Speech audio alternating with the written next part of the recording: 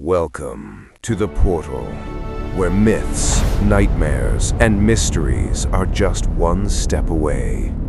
My name is Epoch, and I will be your guide. Remember to like the video, subscribe so you don't miss our next crossing, and comment on where you would like us to go next. Now, as we step into the portal once more, our destination takes us to a new place and to a new story.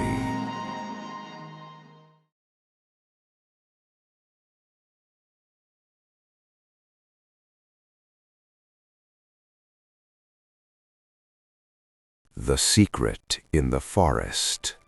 History is often written by the victors, but sometimes it is edited by them. The year is 1945, as the Soviet Red Army sweeps across the plains of Manchuria. Japanese soldiers are working feverishly to destroy a massive industrial complex near the city of Harbin. They are not just burning documents, they are dynamiting concrete walls and executing every single prisoner held within their cells. Their orders come from the highest levels of the Imperial Japanese Army. The order is simple: leave no trace. For decades, the world knew almost nothing about what happened inside these walls. Officially, this was the Epidemic Prevention and Water Purification Department, but to those who worked there, it was Unit 731. Over the following minutes, we are going to look into the abyss. We will examine the architectural layout of this death factory, the specific, agonizing experiments conducted on men, women, and children, and the cold-blooded political deal that allowed the perpetrators to escape justice. This is the deepest dive into one of the darkest secrets of World War II. The Factory of Death, Architecture and Intent. To understand the scale of Unit 731, you must understand its geography. This was not a small, hidden lab. It was a 6 square kilometer, or 2.3 square miles fortress. At its center was Building 15, a massive, hollow square structure that housed the prison cells. The cells were designed so that the prisoners, whom the guards called maruta, or logs, could never see each other. The facility included high-voltage fences, specialized labs for breeding millions of fleas, and massive incinerators that ran 24 hours a day. The man behind this was Surgeon General Shiro Ishii. Ishii was a man of immense ambition. He didn't just want to study disease, he wanted to weaponize the very building blocks of nature. He viewed the human body as a resource, much like coal or steel. To Ishii, the Chinese, Russian, and Allied prisoners were not humans, they were biological material. By 1939, the unit had a staff of over 3,000 scientists and technicians. Many of them were recruited from Japan's top universities. These were the elite of the Japanese medical establishment, brought to the wilderness of Manchuria to perform acts that would be unthinkable in any civilized society. The experiments, vivisections, and biological warfare. The most infamous of all the atrocities at Unit 731 was the practice of vivisection. This was the practice of cutting open a living, conscious human being to observe their internal organs. The scientists believed that the process of decomposition or the use of anesthesia would spoil the data. Therefore, thousands of victims were subjected to surgery while fully awake. Doctors would remove lungs, livers, and even portions of the brain, watching the body's reaction until the victim finally expired. But the horror went even deeper. In some experiments, limbs were amputated and then reattached to the opposite side of the body to see how the circulatory system would react. In others, the stomach was surgically removed and the esophagus was sewn directly to the intestines. In the biological wing, the focus was on mass-produced death. Victims were tied to stakes in a testing field, arranged in concentric circles. Scientists would then detonate germ bombs filled with anthrax, glanders, or the bubonic plague at varying distances. They wanted to measure exactly how many seconds it took for a human to become infected based on their proximity to the blast. The plague flea program was perhaps the most sophisticated. Unit 731 developed a way to breed millions of fleas and infect them with the Black Death. They created specialized porcelain bombs designed to shatter at a specific altitude, releasing the fleas without killing them. These were not just tested in labs, they were dropped on at least 11 Chinese cities, causing massive outbreaks that killed hundreds of thousands of civilians. The limits of the human body. Physiological torture. Beyond disease and surgery, Unit 731 functioned as a laboratory for the limits of human endurance. These experiments were often led by a doctor named Yoshimura, who had a particular obsession with frostbite. In the middle of the Manchurian winter, prisoners were taken outside in temperatures as low as 40 degrees below zero. Their arms were submerged in water and left to freeze until they were literally solid blocks of ice. To test if the freezing was complete, guards would strike the limbs with wooden planks, listening for the clink of ice. Yoshimura would then test various methods of rewarming. Some victims had their arms placed in boiling water, which caused the flesh to separate from the bone in seconds. This data was later used to help the Japanese military prepare for a potential invasion of the Soviet Union. Other experiments focused on the effects of extreme pressure. Victims were placed inside vacuum chambers. Scientists would slowly pump the air out, recording the victims' agony as their internal gases expanded. They documented the exact moment the eardrums would rupture and when the eyes would eventually be forced out of their sockets. They also conducted dehydration studies. Prisoners were given nothing but dry bread to eat, or in some cases, nothing but salt water to drink. The scientists timed exactly how many days it took for the human body to wither and die.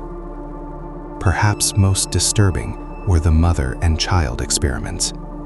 In one documented case, a mother and her young daughter were placed in a gas chamber.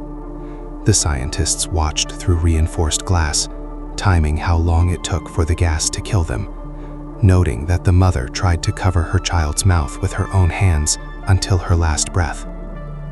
There was no scientific value in this. It was pure, unadulterated cruelty. Some other sick experiments used fans. Firstly, the human centrifuge, the spin tests. One of the most terrifying devices in the facility was the human centrifuge. This was essentially a massive, high-speed spinning arm, often described by survivors and whistleblowers as a giant fan mechanism.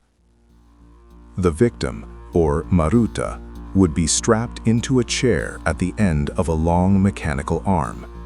The scientists wanted to study the effects of extreme G-force on the human body, specifically for the development of fighter pilot training. They would flip the switch, and the fan would begin to spin. As the RPM increased, the centrifugal force would pull the blood away from the brain and toward the extremities. At lower speeds, the victims would black out. But the scientists did not stop there. they would increase the speed until the force was so great that internal organs would begin to tear away from their connective tissues. There are accounts from former guards describing victims being spun until the pressure forced blood out through their pores, or until their hearts literally burst. When the machine finally stopped, the scientists would simply unstrap the log, record the time of death, and bring in the next subject. The wind tunnel, the frostbite fan. The second fan-based experiment was led by the infamous Dr. Yoshimura.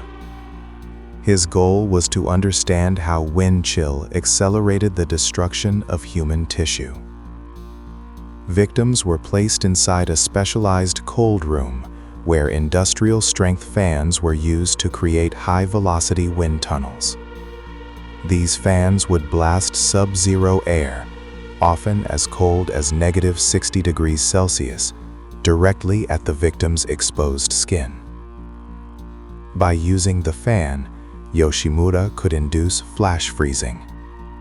He would time exactly how many minutes it took for the skin to turn white, then gray, then frozen solid like a board. He would then hit the frozen limbs with a hammer to confirm they were solid. The use of the fan was crucial because it simulated the conditions of a soldier riding on the outside of a tank in a Siberian winter, or a pilot in an open cockpit. The data was meticulously recorded in the frostbite journals, which were later traded to the United States for immunity. The fall and the American deal. As the tide of the war turned in 1945, Ishii knew his time was up. He ordered the mass execution of the remaining logs. Every witness had to be eliminated. The bodies were thrown into massive pits and burned, and the bones were ground into powder and thrown into the nearby river. Ishii fled back to Japan, carrying with him several suitcases filled with data, slides, and photographs of his research. When the American forces, led by General Douglas MacArthur, arrived in Japan, they began to hear rumors of the atrocities in Manchuria. They eventually tracked down Ishii and his top subordinates.